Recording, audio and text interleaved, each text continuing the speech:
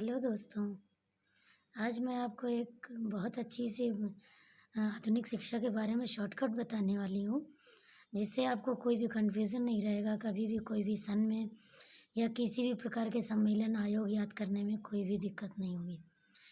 तो हम आज आपके लिए बहुत अच्छा शॉर्टकट लेके आए हैं, तो उस पर अगर आप एक नज़र मार के देखेंगे, तो आपको सारे कमीशंस, सारे सम्मेलन जितने भी आयोग हुए हैं, वो सारे एक साथ लर्न हो जाएंगे। तो हम सबसे पहले बात करते हैं 1813 में आज्ञा पत्र, जिसे प्राच्य पाश्चात्यवाद विवाद का भी नाम दिया गया है। उसके बाद नेक्स्ट हम आते हैं 1835 में मैकाले का निस्यंदन या छनाई का सिद्धांत। उसके बाद 1854 में बात करें तो वुड डिस्पैच, जिसे भारत का महाधिकार पत्र भी कहा जाता है। फिर 1882 हंटर कमीशन, जिसने प्राथमिक शिक्षा और स्थानीय शिक्षण संस्थान दोनों के लिए विषय में बात की और जिसमें उन्होंने 22 लाख रुपए का प्रावधान रखा था। और उसके बाद 1901 में शिमला सम्मेलन, जो कि लॉर्ड कर्जन के समय में हुआ था। और 1902 में भारतीय विश्वविद्यालय आयोग आया। और उसके बाद हम बात करें तो 1904 में भारतीय विश्वविद्यालय अधिनियम की शुरुआत हुई, क्योंकि विश्वविद्यालय आयोग के पहले आया तो उसके बाद ही विश्वविद्यालय अधिनियम की बात की गई है। और विश्वविद्यालय अधिनियम के विषय में ही 1910 में और 11 में गोखले बिल आया था, जिसका रूपांतरण गोपाल कृष्ण गोखले ने प्रस्तुत किया था। 1917 में हम बात करें तो सैडलर कमीशन की, जिसे हम कलकत्ता विश्वविद्यालय आयोग के नाम से भी जानते हैं।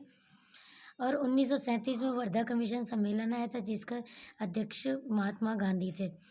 और ये वर्धा शिक्षा सम्मेलन महाराष्ट्र में एक जगह है जिसका नाम वर्धा है, वहीं पर ये सम्मेलन हुआ था, इसलिए उसका नाम वर्धा शिक्षा सम्मेलन हुआ। इसके दूसरे और भी नाम हैं, जिनका नाम बेसिक शिक्षा या बुनियादी शिक्षा या नई तालीम के नाम से भी हम इसे जानते हैं। उसके बाद हम बात करें तो 1948 की, जिसमें राधा कृष्णन आयोग आया। और 1952 में माध्यमिक शिक्षा या मुदालिर शिक्षा आयोग आया, जिसकी अध्यक्षता डॉक्टर लक्ष्मण स्वामी मुदालिर ने की थी। और 1952 टू 1953 आचार्य नरेंद्र देव समिति आई, जिसके अध्यक्ष आचार्य नरेंद्र देव थे। और इसे माध्यमिक शिक्षा का पुनर्गठन समिति भी नाम दिया जाता है। 1964 टू 1966 में भारतीय शिक्षा आयोग आया, जिसे कोठारी आयोग भी कहते हैं। इसकी अध्यक्षता दौलत सिंह कोठारी ने की थी। इसके बाद हम आते हैं 1986 में राष्ट्रीय शिक्षा नीति, जिसे नई शिक्षा नीति से जिसका संबंध है।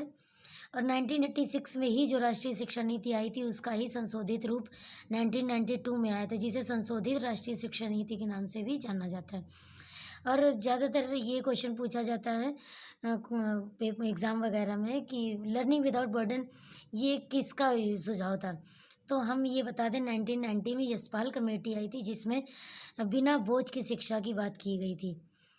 तो आज के लिए इतना ही। अगर आपको ये जानकारी आपके लायक लगे तो प्लीज़ मेरे चैनल को लाइक एंड सब्सक्राइब कीजिएगा।